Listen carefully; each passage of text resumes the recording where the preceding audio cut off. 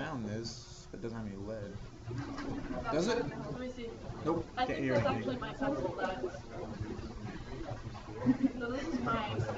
Let's do a little bit of background, just to help you get ready for what we're doing today. This is back in last unit, or maybe last unit. I don't know when this was.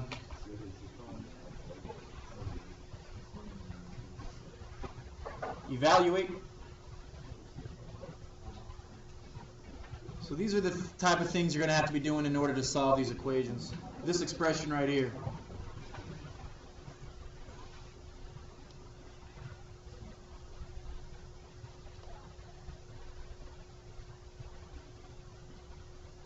Inverse cosine of square root of 3 over 2.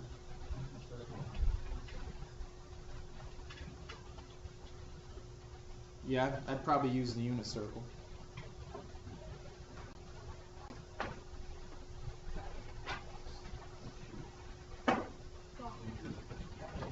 So here's the unit circle. On the unit circle, what's cosine? X or Y? X. Cosine is X. So we need to find the angle whose X value is equal to the value that I'm asking you to evaluate, which is square root 2, or what was it, square root of 3 over 2? Yeah. So what angle has that? Pi over 6. Now remember, you guys, These act as functions. How many outputs do you get for one input? One output. So the only answer that will work here is pi over 6.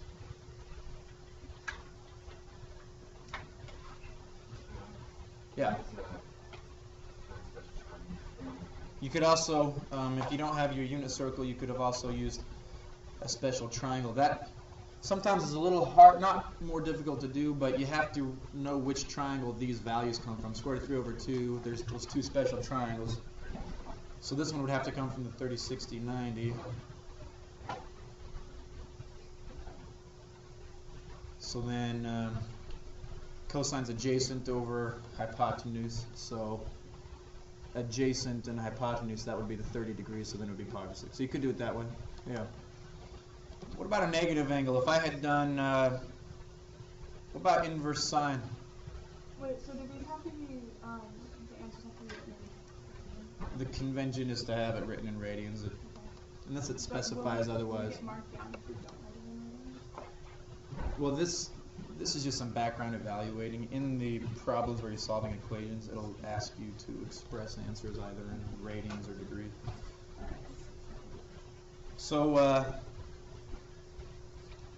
with a negative one like that, inverse sine of negative, and this is still not part of the lesson, this is just review to help today's lesson go a little easier. Inverse sine of negative 1/2. We can still use the unit circle. But now you got to remember how we define sine. We defined it in certain quadrants. Remember which ones they were? 1 and 4. So the sine on the unit circle is equal to the y value. So you need to, in the fourth quadrant, find an angle whose y value is negative 1/2. It's right here, right? Negative 1/2. But the answer technically isn't 11 pi over 6. Because if you remember, the way we define the first and fourth quadrants is from negative pi halves up to pi halves. So what negative angle is the same as 334, 11 pi over 6? Negative pi over 6. So the correct answer there would be negative pi over 6.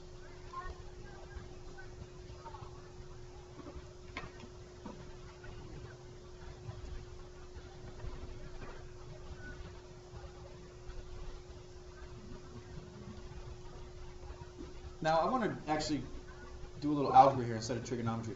These are acting as functions where each input gives one output. Much like this right here, if I asked you to evaluate this, what would you tell me? It equals 4, right? But if I asked you to solve this equation, look carefully, or please listen carefully to this. This is a function where each input gives one output. But if we solved this equation, wouldn't we have to take the square root on both sides? But now what's the answer? Now it's plus or minus 4. Here's the difference. If you're just evaluating an expression, it acts as a function. If you're using the square root as an inverse operation to solve an equation, it's no longer a function. Here we got two answers. You following? Okay? It's the same reasoning. Here's our first example of the actual lesson. Here's example 1. This is what we're doing today. Solve the equation sine of x is equal to 1/2.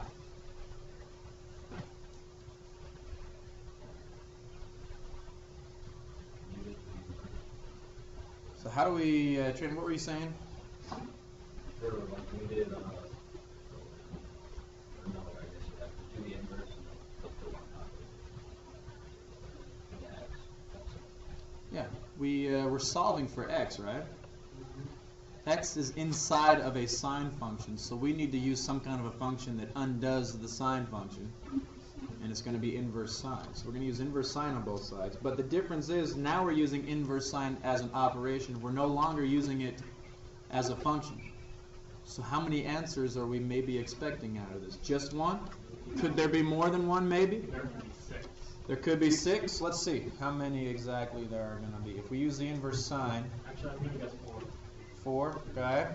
If we use the inverse sine on the left side, that cancels out the sine function. So x is equal to the inverse sine of 1/2. Now, let's go to the unit circle. What's that? Yeah, we're going to talk about that. So on the unit circle, we're looking for angles whose y value I only see 2. is positive Yeah, 1/2. it keeps going around. Yeah, I can see you got Oh, yeah, that's right. So would you guys agree that this is a possible solution? Isn't y equal to 1/2 here? Yeah. So pi over 6 could be a possible solution. Is there another angle? 5 pi over 6. Do you see way over here? 5 pi over 6 could be a possible solution. Do sequences to find out? In a way, yeah, in a way. But if pi over 6 is an answer and I added 2 pi, then isn't that just going around the circle? The pi over 6 plus 2 pi is technically a different angle than pi over 6. It's the same angle in standard position, but it's a different measure. So how many times could I keep going around the circle and still end up at this spot? Infinitely many. What if we started at 5 pi over 6? Couldn't we do the same thing? So there are infinitely many solutions to this equation, and we have to represent this a particular way. Yeah. Doesn't 5 pi over 6 have the restriction? That's only if we're using it as a function, like we were doing on these background examples here. Now that we're using it as an inverse operation, those restrictions no longer apply because we're using it as an inverse operation and not a function. It's the same kind of thing here. If we're using this to solve an equation, we can get 2 answers here. We only get the 1 because we're considering it as a. Does that make sense? So here's how you represent it. The two obvious answers were x equals pi over 6, and what was the other one? X equals 5 pi over 6. Those are the two obvious solutions, but now we need to consider all of the coterminal angles that are possible from each of these. So, look up here for just a second. Would you guys agree that this is the same thing? Pi over 6 plus 2 pi? Yeah. What if I added 2 pi's? That would be just going around twice, right? What about if I added 3 2 pi's? Or 10 2 pi's? Couldn't I just keep adding any number of 2 pi's I want? So the way that you do this is you say 2 pi k, where k equals 0, 1, 2. K is an integer value.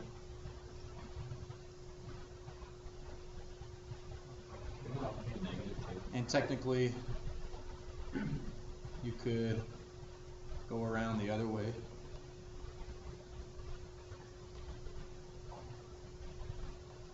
And we could do the same thing for 5 pi over 6. It's 5 pi over 6 plus 2 pi k. And you don't always have to add this, this little thing here. It's just assumed when you notate your answers like this, it's assumed that k is an integer value. So you don't always have to put k equals 0, k equals plus or minus 1. Does that make sense? If you put plus 2 pi k, I will know what you're saying. Okay?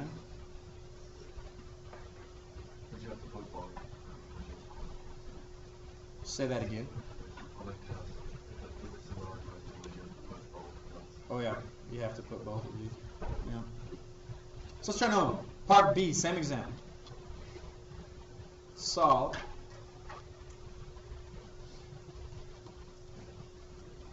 Cosine of x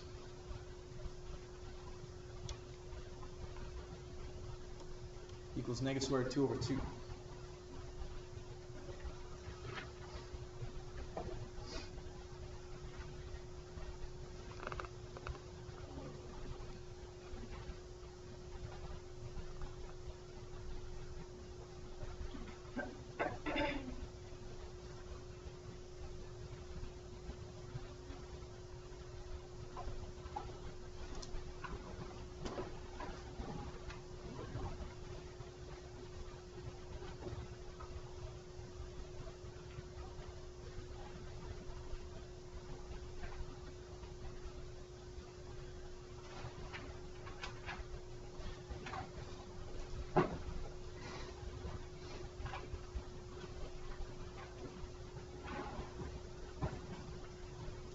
And this wouldn't be a bad idea. Before you even start solving or thinking about unit circle, just consider where is the cosine even negative? It's not negative in quadrant 1, so none of your answers be in quadrant 1. And it's not negative in quadrant 4 either, because cosine's positive in quadrant 4. So the only place on your unit circle you even should be looking is in quadrants 2 and 3. Right? That's where the cosine is negative. So looking at quadrants 2 and 3, where do you have x values of square root 2 over 2? X values. Or sorry, negative square root of 2. Wasn't it negative square root of 2 over 2? No, I forgot the problem. Yeah, negative square root of 2 over 2. So where do you have x values of negative square root of 2 over 2? We have 3 pi over 4 and 5 pi over 4.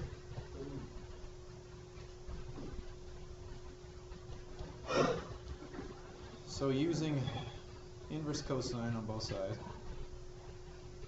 you would say x equals inverse cosine of negative square root of 2 over 2, so then x equals 3 pi fourths and x equals 5 pi fourths, but then you got to consider all the coterminal angles, so you would add 2 pi k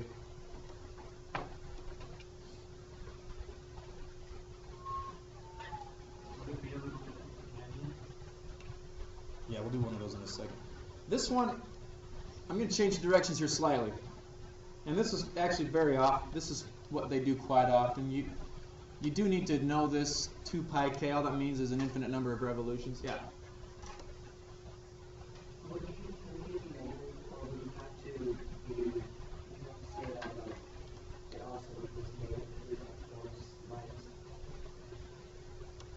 Well, if k is negative, then that would make it minus 2 pi k.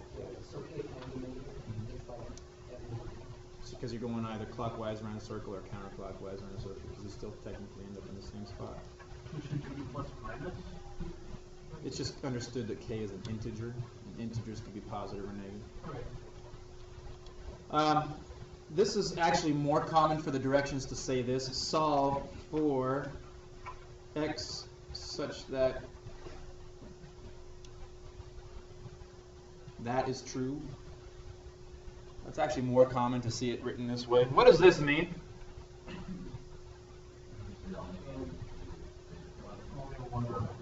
Only one revolution.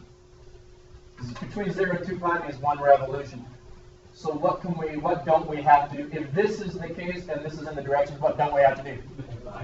The 2 pi k, because that will bring us outside of this domain restriction for x. So you'll probably see this a little more common than allowing infinite number of revolutions. But anyway, let's try this one. Solve for x, where x between 0 and 2 pi. The equation is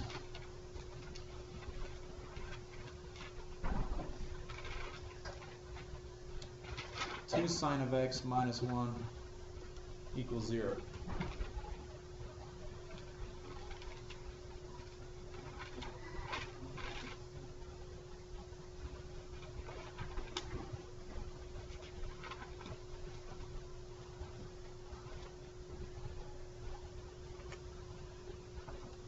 still going to have to use inverse sine eventually, but you can only undo a function if that function's isolated.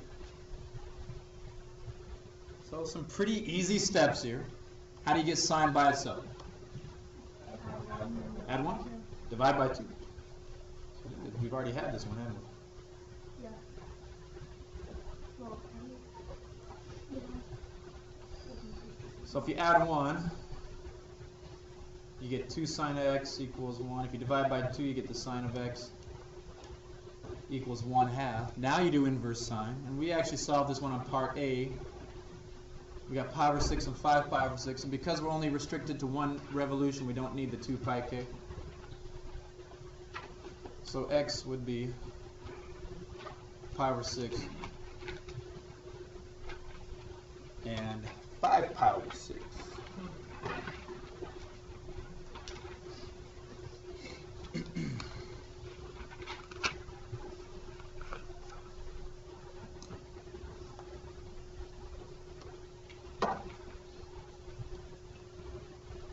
Try example 2.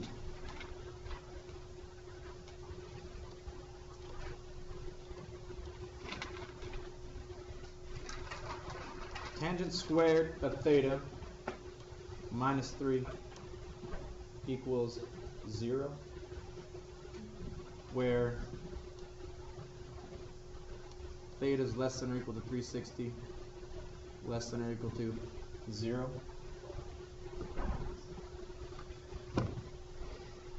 Now, Look at your domain restriction. Theta is less than 360 degrees, or it's greater than 0 degrees. So how do you think the answer is supposed to be represented now with this domain restriction? Radians or degrees?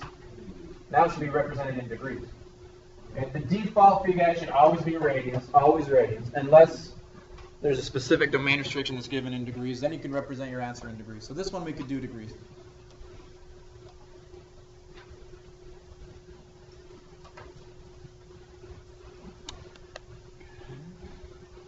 What are we thinking? Add 3. Add 3?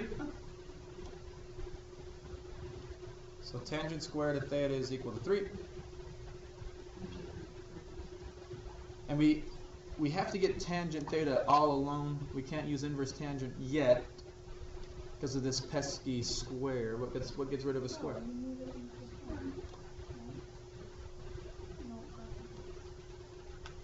That's with logarithms. We can do that with logarithms. But not just square root both sides. So now we get tangent of theta, and this is an extremely common mistake. Plus or minus, exactly. Plus or minus the square root of 3. That's absolutely critical because technically we have 2 equations to solve right here.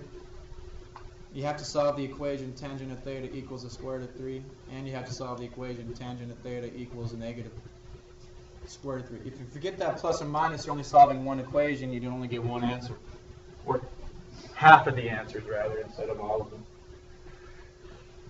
So let's do the one on the left first. Tangent theta equals square root of 3. We're going to use inverse tangent.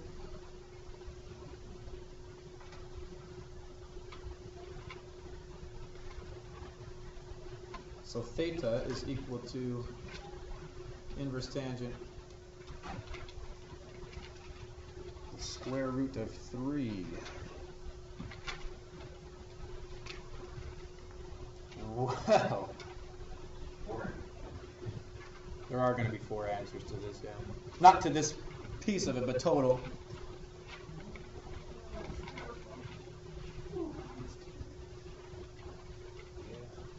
How do we inverse tangent to square root of 3?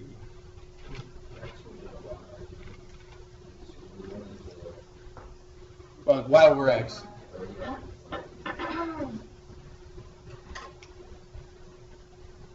I'm glad we've been using the unit circle so much, but can calculators help you at all? Maybe. I mean, calculators are there for you to use. Turn your calculator on. Where's the on button? Let's see. Now you can't trust your calculator Well, you can try to. Let me show you what I mean. If you type in the inverse tangent of the square root of 3, the calculator is treating this as a function. It's only going to give you one answer, 60 degrees. Remember, we're using the inverse tangent not as a function, but as an inverse operation. So there may be more than just 60 degrees as an answer. Do you guys understand what I'm talking about? Your calculator is only capable of using functions, one input, one output. So 60 degrees is partly correct. Theta does equal 60 degrees, but you have to think about this. Where else is the tangent positive on the unit circle? Where else is the tangent positive? The third quadrant. Listen carefully to this, please. Where in the third quadrant, or what angle has that as a reference angle, 60 degrees? 240. So 240 is also an answer. Theta equals 240.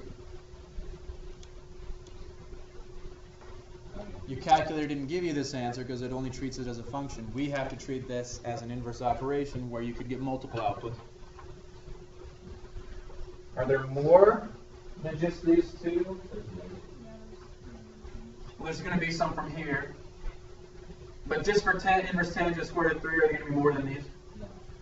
Because we're restricting it to one revolution, 0 to 360. So on the other side, inverse tangent. So theta is equal to the inverse tangent of negative square root of 3. What's that going to be? If you use a calculator, you could type in the inverse tangent of negative square root of 3. Problem here is you have to know how to understand what the calculator is telling you. That is correct, negative 60 degrees, but if you put negative 60 degrees, I'd mark it wrong, because what does theta have to be? Got between 0 and 360. So negative 60 technically is within that domain if you write it the correct way. How should you write negative 60? 300. So theta equals 300 degrees. And where else? 120. Because where else is the tangent negative? Second quadrant. Tangent is negative in the second quadrant as well. So 120 would be the angle for which 60 degrees is a referencing. So those are the 4 answers there. And I've told you this before, but it's never a bad idea to check. You can go back to the original equation, tangent squared of theta minus 3 equals 0, and just choose one of your angles just to make sure. Plug it in, make sure it works. Okay. We've just got a little bit of time left. Let's do this last example, example 3.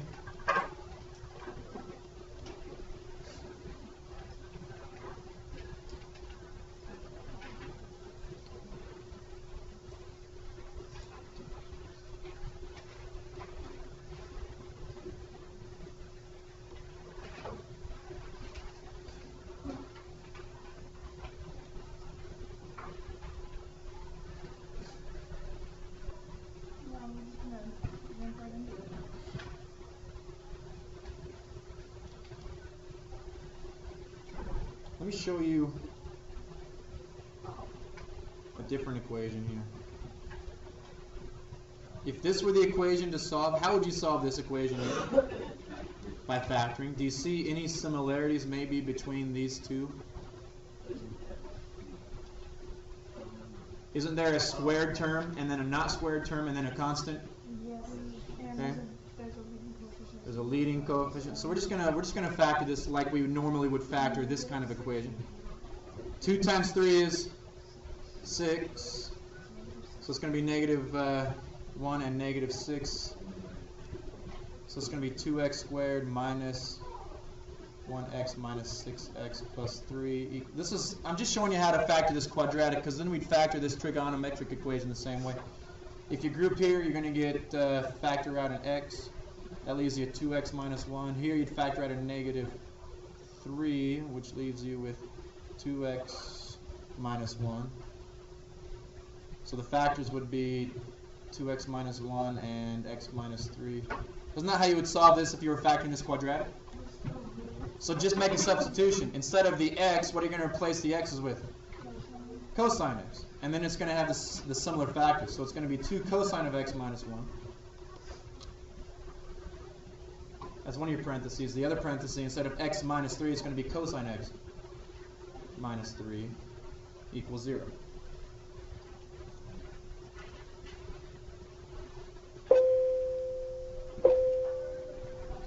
And real quick, you guys, if these both equal 0, or if the product of these equals 0, then they both equal 0. So 2 cosine of x minus 1 equals 0. Cosine of x minus 3 equals 0. Then you would solve each one separate.